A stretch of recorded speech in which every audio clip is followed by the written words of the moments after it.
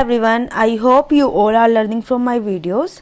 जैसे कि last class में मैंने आपको फिजिकल एविडेंस के कुछ क्वेश्चंस करवाए थे, तो आज मैं legal aspects of forensic science के कुछ क्वेश्चंस आपको करवाऊंगी। ये हमारे थोड़े से ही क्वेश्चन होंगे, बट इसके अंदर जितने भी सेक्शंस वगैरह आएंगे हम उसको डिटेल में करेंगे, क्योंकि ऐसे धीरे धीरे थोड़े थोड़े सेक्शन से ही आपके जो यूजीसी नेट में जितने भी सेक्शंस वगैरह है ना, वो आपके कवरअप हो जाएंगे। तो आप बड़े ध्यान से इस वीडियो को देखना। तो हम स्टार्ट करते हैं। तो फर्स्ट क्वेश्चन क्या कहता है, the report of fake currency, जो हमारी फेक करेंसी होती है उसके जो नोट बनते हैं वो is admissible as evidence in court under.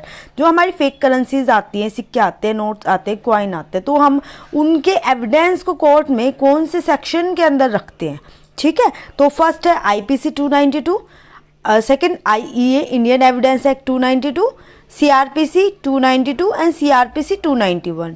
ठीक है, अब अगर फेक करेंसी की बात आती है तो हमारी फेक करेंसी रखी जाती है सीआरपीसी 292, तो इसका ऑप्शन नंबर सी है। सेक्शन जो 292 है ये हमें बताता है जो हमारा मिंट का ऑफिसर होता है। ठीक है, मिंट ऑफिसर जो आरबीआई के अंदर होता है, उसका जो हेड होता है, ठीक है, उसका जो चीफ होता है, वो उसके एविडेंस के लिए जाता है हमारे जज के सामने या जुरिडिक्शन के अंदर। तो सीआरपीसी 292 इसकी बात करता है। सीआरपीसी 291 किसकी बात करता है? सीआरपीसी 291 हमारी बात करता है जो हमारा मेडिकल विटनेस होते हैं ना, मेडिकल विटनेस जो सिविल सर्जन्स हो गए हमारे, वो सारे इसके अंदर, मतलब वो सारे के सारे इसके अंदर कोर्ट में जाके अपने as a evidential value provide करते हैं। इसके बाद हमारा एक और सीआरपीसी आ जाता है इसमें 293 हमारी किसकी बात करता है? जो एक्सप्लोजिव हो गया, फायर आर्म हो गया, हमारे केमिकल हो गए, इसके जो चीफ होते हैं वो चीफ हमारे जाते हैं कोर्ट में और एज अ एविडेंस प्रोवाइड करते हैं कि कोई भी चीज़ है उसको एज अ टेस्टिमनी, हाँ मतलब कोर्ट में बताएगा। ठीक है, तो इन दोनों के अंदर ये सारी चीज़ें एडमिशेबल होती हैं। ठीक है, सीआरपीसी 292 में मिंट ऑफिसर हो गया, 291 में हमारा मेडिकल जो डॉक्टर वगैरह होते हैं जो बताते हैं manner of death, cause of death क्या था, और सीआरपीसी 293 हमारा बताता है एक्सप्लोजिव और केमिकल यूनिट के रिगार्डिंग। अब हमारा इंडियन एविडेंस एक्ट 292, ये 292 क्या बता रहा है? जो आईईए 292 है ये हमारा बताता है कि जो हम क्या नाम है ये नहीं करते, जो हम कहते हैं ना, एक तो हमारा आईपीसी 292 है और 292, अरे नहीं आईई 292 ऐसा तो कुछ होता ही नहीं है। आपको पता है जो हमारा इंडियन एविडेंस एक्ट है, इंडियन एविडेंस एक्ट 1872 में हमारा आया था। इस 1872 में आया था तो इसके अंदर कितने बताए थे? 11 चैप्टर्स हैं। 11 चैप्टर्स के बाद हमारे 167 सेक्शंस है। तो 167 सेक्शन है, तो इसने क्या है आईए 292 पूछ लिया, तो ऐसा तो कुछ होता ही नहीं है, तो ये तो ऐसे ही क्रॉस हो जाएगा हमारा। अब आईपीसी 292 क्या कहता है? जो हमारा ऑप्शंस जो एक्ट होते हैं, ऑप्शंस जो पिक्चर, ऑप्शंस का मतलब होता है जो कि कनेक्टेड होता है सेक्स और अदर ऐसी न्यूडिटी से, जो कि बहुत डिस्कसिटी फैला रहा है सोसाइटी के अंदर। ठीक है, ऐसी चीज़ को शेयर करना, ठीक है, शेयरिंग करना, और मतलब एज अ टेक्स्ट के अंदर, बुक्स के अंदर, मूवीज़ के अंदर, या कोई बैनर हो गया, बैनर के अंदर लगाना, या उसके थ्रू सेल करना, कोई भी सामान सेल करना। ठीक है, बुक के ऊपर सेक्सुअली कोई चीज़ लगा दी उसको सेल करना, वो हमारा पनिशेबल होता है आईपीसी 292 के अंदर। तो हमारा 292 ऑब्सेसिव एक्ट वगैरह शेयरिंग के ऊपर हो गया, 292 सीआरपीसी हमारा मिंट ऑफ ऑफिसर हो गया, और इंडियन एविडेंस एक्ट 292 ऐसा कुछ होता ही नहीं है। ठीक है, अब हम सेकेंड क्वेश्चन की बात करते हैं। इसका ऑप्शन नंबर सी है, बिल्कुल करेक्ट है। क्वेश्चन नंबर 2 क्या कह रहा है? Investigating officer should visit crime scene only with the intention to search the evidence. अगर जो इन्वेस्टिगेशन ऑफिसर होता है वो क्राइम सीन पे जा रहा है, ठीक है, ओनली किसके लिए जा रहा है, क्या इंटेंशन होती है कि वो सर्च करेगा एविडेंस को और डिस्क्राइब करता है, ढूंढता है, तो वो हमारा कौन से सेक्शन के अंदर आता है? ठीक है, फर्स्ट है आईपीसी 157, बी है सीआरपीसी 157, सी है आईईए इंडियन एविडेंस एक्ट 157 और आईईए 145। तो इसका ऑप्शन नंबर हमारा कौन सा है?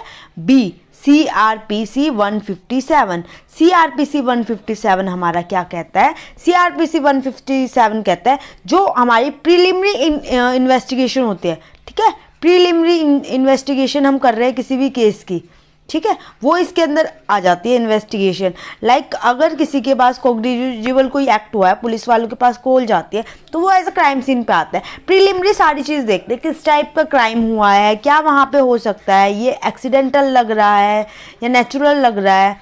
ठीक है, जो भी उनकी रिपोर्ट होती है वो वही रिपोर्ट बना के कहाँ अपनी सेंड कर देते हैं, जो हमारा मजिस्ट्रेट होता है। ठीक है, मतलब कोई भी एक्ट हुआ है तो वो जो ऑफिसर इंचार्ज क्राइम सीन पे जाएगा। ठीक है, ये ऑफिसर इंचार्ज हो गया हमारा, ये क्राइम सीन पे इसने विजिट किया, क्राइम सीन इसने यहाँ से देखा, यहाँ से एक रिपोर्ट जनरेट की, जो इसने यहाँ से रिपोर्ट बनाई है, ये रिपोर्ट लेके ये कहाँ जाएगा, ये रिपोर्ट लेके ये यहाँ से कहाँ जाएगा, रिपोर्ट लेके जाएगा अपने पुलिस स्टेशन वापस।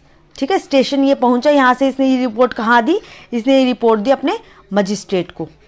ठीक है, मजिस्ट्रेट, उसके बाद मजिस्ट्रेट ने इसको क्या अलाउ किया कि हाँ ऐसा केस है, इसको इस तरीके से करना है, आप जाओ। ठीक है, आगे मजिस्ट्रेट ने इसको कह दिया किस चीज़ के लिए, इन्वेस्टिगेशन, कैसे इन्वेस्टिगेशन होगी। ठीक है, ये जो इन्वेस्टिगेशन होगी ये हमारी फाइनल होती है, और इसी पूरे प्रोसेस को क्या कहते हैं हम, ऑक्यूरेंस रिपोर्ट कहते हैं। हम पूरे इस प्रोसेस को बोलते हैं ऑक्यूरेंस रिपोर्ट। जो हमारी मतलब पहले पुलिस जो हमारे पुलिस होती है वो जाती है क्राइम सीन पे पढ़ के पता लगता है क्या है वहाँ पे, वो उसके बाद रिपोर्ट बनाती है, रिपोर्ट बनने के बाद वापस स्टेशन आते हैं, स्टेशन आने के बाद मजिस्ट्रेट को बताते हैं, इत्तला करना मजिस्ट्रेट को, फिर एक इन्वेस्टिगेशन बनती है जिसको हम ऑक्यूरेंस ऑफ रिपोर्ट बोल देते हैं। ठीक है, अब हमारा इसके बाद आईपीसी 157 क्या कहता है, जो हमारी IEA 57 सॉरी एक सेकेंड, जो हमारी IEA 57 है, IEA 57 हमारा कहता है जो हमारी हार्बरिंग पर्सन होता है, हार्बरिंग।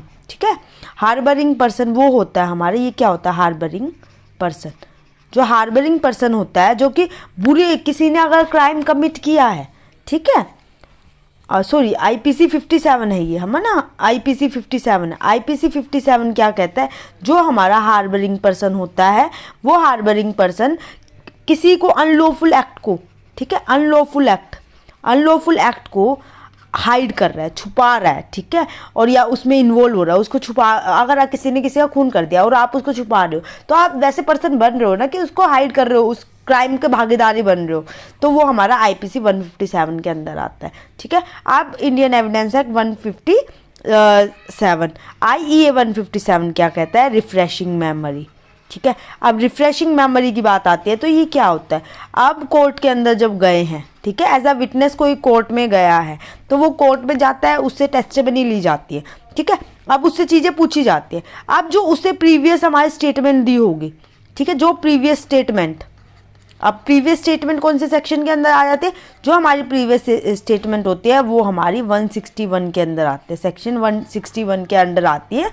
जो उस टाइम उसने प्रीवियसली कहा था वही चीज़ें वो अभी उसको कितना याद है, कितना वो उसके साथ कोरोबोरेट कर पा रहा है। ठीक है, कोरोबोरेट का मतलब कि उसकी टेस्टिमनी, उसकी पुरानी वाली टेस्टिमनी से कितनी सपोर्ट हो रही है या नहीं हो रही है, सपोर्ट देखने के लिए IEA Indian evidence act 157 refreshing memory की बात करता है। अब D क्या है, IEA 145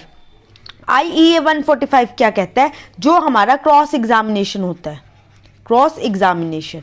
ठीक है, इसमें क्रॉस एग्जामिनेशन की बात आ रही है। क्रॉस एग्जामिनेशन होता है जो प्रीवियस स्टेटमेंट होती है, जो भी एज अ रिटर्न, ठीक है, जो मतलब विटनेस है उससे रिटर्न में भी कोई स्टेटमेंट ली गई होगी, जो उसने रिटर्न में स्टेटमेंट वगैरह दी होगी, वो सारी की सारी स्टेटमेंट को हम क्रॉस एग्जामिनेशन करेंगे कि हाँ अभी ये क्या बता रहा है एट अ टाइम, हम ना कोर्ट में क्या बता रहा है वो, और क्या नाम है उससे पहले क्या बताया था, वो सारी चीज़ को, ठीक है, उसने जितना कुछ बताया होगा उस सारी चीज़ को कोरोबोरेट करेंगे इसमें भी। ठीक है, कोरोबोरेट करेंगे। IEA 157 में भी रिफ्रेशिंग जो उसकी पुरानी वाली होती है रिफ्रेशिंग मेमोरी से, और क्रॉस एग्जामिनेशन में जो उसने लिखवाया था और अब उसको क्या कितना याद है, उससे थोड़े से क्वेश्चन पूछेंगे क्रॉस एग्जामिनेशन, मतलब उसे पूछेंगे अच्छा वहाँ पे ऐसा हुआ था तो कैसे हुआ था, ओके डेड बॉडी कहाँ पड़ी थी, ठीक है, विटनेस से पर्सन कितने थे, कहाँ भागे थे, कैसा उसका हुलिया वगैरह था, तो वो हमारे इंडियन एविडेंस एक्ट 145 के अंदर आते हैं। तो हमारे इस क्वेश्चन को CRPC 157 कह रही है कि जो इन्वेस्टिगेशन होती है वो हमारा 157 CRPC के तहत करते हैं। ठीक है। अब हमारा नेक्स्ट क्वेश्चन है थर्ड क्वेश्चन कह रहा है forensic analysis with support a statement और testimony made by an individual is known as. जो फोरेंसिक एनालिसिस होता है जो कि सपोर्ट कर रहा है एज अ स्टेटमेंट और testimony made by an individual is known as, ठीक है। जो सपोर्ट आती है, स्टेटमेंट आ रही है एक इंडिविजुअल से, और जो फोरेंसिक एक्सपर्ट की है, और जो टेस्टिमनी है जो किसी पर्सन ने एज अ विटनेस, ठीक है। एक तो हमारा जो फोरेंसिक साइंटिस्ट होता है, ठीक है, हमने टेस्टिमनी दे दी अपनी, ठीक है। एक हमारी कौन सी है, जो हमारा विटनेस है, ठीक है, विटनेस ने भी अपनी स्टेटमेंट दी है। तो ये दोनों के दोनों को अगर दोनों को किया जाता है इकट्ठा, एनालिसिस किया जाता है, तो ये वाली टेस्टिमनी इसको कैसे सपोर्ट कर रही है, ये कोरोबोरेशन के थ्रू, ठीक है। कोरोबोरेशन, इसको मैंने अभी बताया था, कोरोबोरेटिव बोलते हैं कि जो एक स्टेटमेंट सपोर्ट कर रही है एविडेंस, जो हमारी फिजिकल एविडेंस है, और किसी ने एक सर्टेन स्टेटमेंट दी इंडिविजुअल ने, तो उन दोनों को मतलब कितना मिलजुल रहा है, ठीक है, उसको कोरोबोरेशन बोलते हैं। तो ये हमारी, इसका आंसर हमारा एक कोरोबोरेशन हो गया। अब हमारा इसके अंदर और भी तो चीज़ पूछी गई है, अब इसके ऑप्शन भी तो हमें पता होना चाहिए। तो ये हमारा क्या कह रहा है, डिसएसोसिएशन। अब डिसएसोसिएशन हमारा क्या होता है, डिसएसोसिएशन जो होता है कि मतलब कोई भी चीज़ like you may feel disconnected from your self, ठीक है, खुद से आप डिस्कनेक्टेड फील कर रहे हो, and the world around you, आपके आसपास जितना भी आप खुद डिस्कनेक्टेड फील कर रहे हो ना, हर चीज़ से कनेक्टेड फील करना, उसको डिसोसिएशन बोल रहे हैं। एविडेंस के भी रिगार्डिंग ऐसा ही होता है। एंड इंक्लूजन क्या होता है, एंड इंक्लूजन क्या होता है, हम सबको एक ही पार्टी में इनवाइट करा है, गरीब अमीर को सबको, मतलब सारी चीज़ें एक ही जगह आपको मिल रही हैं, ठीक है। यहीं पे ब्लड मिल गया, यहीं पे फिंगरप्रिंट मिल गई। इंक्लूजन मतलब इकट्ठा सब कुछ होना, ठीक है, एज अ इकट्ठा, मतलब आपको एक एग्जांपल से आप इसको समझ सकते हो कि आपके दोस्त को भी एक ही पार्टी में बुलाया, आपके पेरेंट्स को बुलाया, आपको, और वहीं पे सब कुछ चल रहा है, ड्रिंक वगैरह भी सब कुछ, तो सबको एक ही जगह पे इकट्ठा कर दिया, उसको इंक्लूजन बोलते हैं, ठीक है। अब इंक्लूजन में एक्सक्लूजन होता है, जिसमें आधों को बाहर छोड़ दिया, मतलब जो जहाँ पे उसको इकट्ठा नहीं किया, सबको बाहर अलग अलग छोड़ दिया, उसको इकट्ठा नहीं करा, उसको एक्सक्लूजन बोलते हैं, ठीक है, एक्सक्लूजन। तो इससे आपको पता चल गया होगा। अब एसोसिएशन का क्या मतलब है, नाम से ही पता चल रहा है कि कोई भी पर्सन, ठीक है, कोई भी ग्रुप और पर्सन, ठीक है, किसी भी ग्रुप के साथ मिलके एसोसिएट होके अपना वर्क करना। जैसे आपने इलेक्शंस में भी सुना होगा, ठीक है, जो भी जीत जाता है तो वो दोनों सब मिलके बहुमत, ठीक है, बहुमत आपने वर्ड सुना होगा, बहुमत से सरकार बनाते हैं, ठीक है, से सरकार बनाना, वही होता है एसोसिएशन। तो ये एसोसिएट हो गए, खुद से इकट्ठे हो गए, तो इसका ऑप्शन नंबर हमारा कोरोबोरेशन सी सही है बिल्कुल। अब फोर्थ क्वेश्चन क्या कर रहा है, establishing the exact whereabouts of an item of evidence and under whose control it was from the time of its collection to it admissibility as evidence in court is known as maintain the.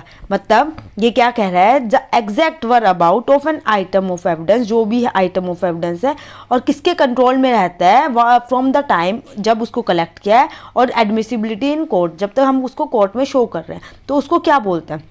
Obviously अगर crime हुआ है, वहाँ से कुछ start हो रहा है, यहाँ से हम कुछ मेन चीज़ स्टार्ट कर रहे हैं, तो वो हम इसकी चेन ऑफ कस्टडी मेंटेन करके चलते हैं। यहाँ किसने कौन सा एविडेंस कलेक्ट किया, कहाँ पे सेंड कर दिया, आगे कहाँ पे गया, पुलिस स्टेशन में कितनी देर तक रहा है, जो टाइम वगैरह सब कुछ मेंटेन रहता है। और एट द लास्ट कोर्ट तक, जो कोर्ट में बहुत ज़्यादा ज़रूरी होता है, ठीक है। क्राइम हो गया एक, तो क्राइम से लेके कोर्ट तक जो चीज़ मेंटेन रहती है वो हमारी चेन ऑफ कस्टडी होती है। तो इसका ऑप्शन नंबर डी करेक्ट है। अब एक क्या है, साइंटिफिक मेथड। साइंटिफिक मेथड वो होते हैं जो हम एक साइंटिफिकली थिंग हम सोच के कुछ भी काम कर रहे हैं, वो हमारे साइंटिफिक मेथड में हो। चेन ऑफ कमांड क्या होती है, चेन ऑफ कमांड जो सिविल होती है, सिविल क्रिमिनल, जो हमारे मिलिट्री हो गया, ठीक है, मिलिट्री को जो ऑर्डर देती है, सिविलियन ने मिलिट्री को जो ऑर्डर देती है, एक ऑर्डर देते हैं ना, एक अगर किसी ने ऑर्डर, एक ट्रूप चल रहा है, उस ट्रूप में एक ने ऑर्डर दे दिया तो वो दूसरे में कंटिन्यू स्प्रेड हो जाता है। चेन ऑफ कमांड, एक को ऑर्डर मिला तो पीछे तक सब तक पहुंच जाएगा, वो चेन ऑफ कमांड होती है।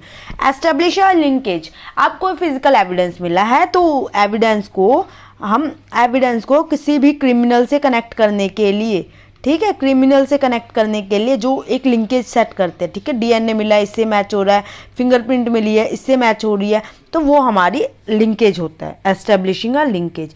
तो इसका ऑप्शन नंबर डी करेक्ट है। अब fifth question, a substratum specimen serve what purpose in the physical evidence examination. हमारा जो सबस्ट्रेटम हम एक सबस्ट्रेट लेते हैं ना, सबस्ट्रेट कंट्रोल लेते हैं। अब यहाँ पे ब्लड मिला हुआ है, ठीक है, इसको कलेक्ट कर लिया है, पर यहाँ पे क्या सॉइल है, तो इसके आसपास की भी तो हम सॉइल इकट्ठी कर लेते हैं कि हमें ये ना हो कि सॉइल ने इसको डिस्ट्रक्टिव कर दिया, खराब कर दिया, थोड़ा सा चेंज लिया है कुछ, तो सॉइल से हम रखते हैं। तो एक substratum specimen serve that purpose in the physical evidence examination. तो क्या तो इसमें क्या होगा हमारा, reagent blank, non blank, suspected sample और कंपैरिजन, ठीक है, कंपैरिजन है ये, कंपैरिजन सैंपल, ठीक है। एस थोड़ा सा मिसिंग हो गया तो स्पेलिंग को देख लेना, ठीक है। तो कौन सा होगा, तो सबस्ट्रेट को हम क्यों लेते हैं, सर्व दैट पर्पस, क्या पर्पस होता है उसका फिजिकल एविडेंस को एग्जामिनेशन के टाइम, तो हमें कंपैरिजन करने को मिल जाता है। तो इसका बेसिकली आंसर नंबर टी है, सस्पेक्टेड, जिसपे हमें सस्पेक्ट है कि हाँ ये चीज़ हो सकती है, ये ब्लड हो सकता है, ये हो सकता है, यहाँ एविडेंस मिल सकता है, तो ये एक पूरी कंटिन्यूटी होती है, ठीक है। नॉन ब्लैंक ये नॉर्मल चीज़ होगी, रिएजेंट ब्लैंक भी, ब्लैंक जो खाली वो होती है बॉक्सेस वो होते हैं, ठीक है। इसका ऑप्शन नंबर डी करेक्ट है। अब सिक्स क्वेश्चन, एक question specimen can also be designated. हमारा जो क्वेश्चन सैंपल होता है, ठीक है। अब डॉक्यूमेंट की मैं बात करती हूँ, इसमें क्या डॉक्यूमेंट के रिगार्ड, डॉक्यूमेंट में कहते हैं क्वेश्चन डॉक्यूमेंट आता है, क्वेश्चन स्पेसिमेन अगर आई है आपके पास, तो वो जो क्वेश्चन स्पेसिमेन होती है उसको हम किससे मेंशन करते हैं, क्यू, ठीक है, क्यू लिखते हैं, ठीक है। और जो रिक्वेस्टेड होती है, रिक्वेस्टेड स्पेसिमेन जो हमने मंगवाई है उसको हम किससे डिनोट करते हैं, एस। और जो एडमिटेड होती है, जो पहले से ही यूज़ हो रखे होते हैं, उसको हम मेंशन करते हैं ए से, ठीक है। तो हमारा इसने क्वेश्चन स्पेसिमेन का पूछ लिया तो ए क्यू स्पेसिमेन, ठीक है। कंट्रोल सैंपल वही सबस्ट्रेट की तरह जो हम ले लेते हैं, नॉन स्पेसिमेन वही नॉन जो हमें पता है कि हाँ यही हो सकता है, के स्पेसिमेन मेंशन कर रहे होंगे किसी चीज़ को, तो हमारे लिए इतना ही काफ़ी है। आई होप आपको ये सारी चीज़ समझ आ गई होगी। आगे बहुत, इसका ऑप्शन नंबर डी बिल्कुल करें, आगे बहुत सारे क्वेश्चन हैं मैं आपको करवा दूँगी, बट ज़्यादा लंबी वीडियो बनाने का आप भी कोई बेनिफिट नहीं है, बिकॉज बेनिफिट इसलिए नहीं है कि आप छोटी वीडियो होगे जब भी तो आप लोग देखोगे और आपको इंटरेस्टिंग लगेगी, जब भी आप लोग मेरी कोई बड़ी वीडियो देखोगे। तो मैं चाहती हूँ कि इतना ही काफ़ी है। अगर आपको ये अच्छी लगी हो या और हेल्पफुल हो तो give me a one thumbs up and subscribe my channel and give a comment below कि हाँ आपको अच्छी लगी या बुरी लगी है, थोड़ा सा एनकरेजमेंट मिलता है। तो आपका एक छोटा सा कमेंट मेरे को थोड़ी सी खुशी दे सकता है, थोड़ी देर के लिए हो या काफ़ी लंबी हो, वो आपके कमेंट के ऊपर डिपेंड हुआ। तो आप कमेंट में ड्रॉप करिए। तो अब मैं आपको एक क्वेश्चन दे देती हूँ, उससे आपको पता चल जाएगा, ठीक है। होमवर्क क्वेश्चन को क्या है हमारा, 7th, probable cause is defined as. आपको कमेंट में लिखना है प्रोबेबल कॉज क्या होता है और इसमें से ऑप्शन नंबर कौन सा सही है। A, sufficient evidence to be believe that a crime has been committed. B, a step in the handling of physical evidence. C, a step in plea bargaining process. D, an alibi used by a person accused of a crime. तो अब आपको इसका answer भी बताना है, answer के साथ साथ जो दूसरे ऑप्शन जैसे बी सी डी ना हो या ए बी सी जो नहीं है, ठीक है, जो नहीं है वो क्यों नहीं है, ठीक है, वो क्यों नहीं है और उसका रीज़न, ठीक है, सब आपको नीचे कमेंट में लिखना पड़ेगा। मैं भी जानूँ कि आप किस एंगल से सोचते हो, ठीक है। तो हमें ये सारी चीज़ें पता रहेगी तो कोई भी नहीं रोक सकता हमारा यूजीसी नेट JRF होने से। इस बार 2023 में जो भी इस पेज को फॉलो कर रहा है और इन सारी चीज़ों को पढ़ रहा है, जो भी मैं पढ़ा रही हूँ, तो मैं विश करूँगी कि आप सबका हो जाए और बाद में मैं भी देखूँ कमेंट कि हाँ मेरी वीडियो से आपको इतना हेल्प मिला। Thank you so much, bye.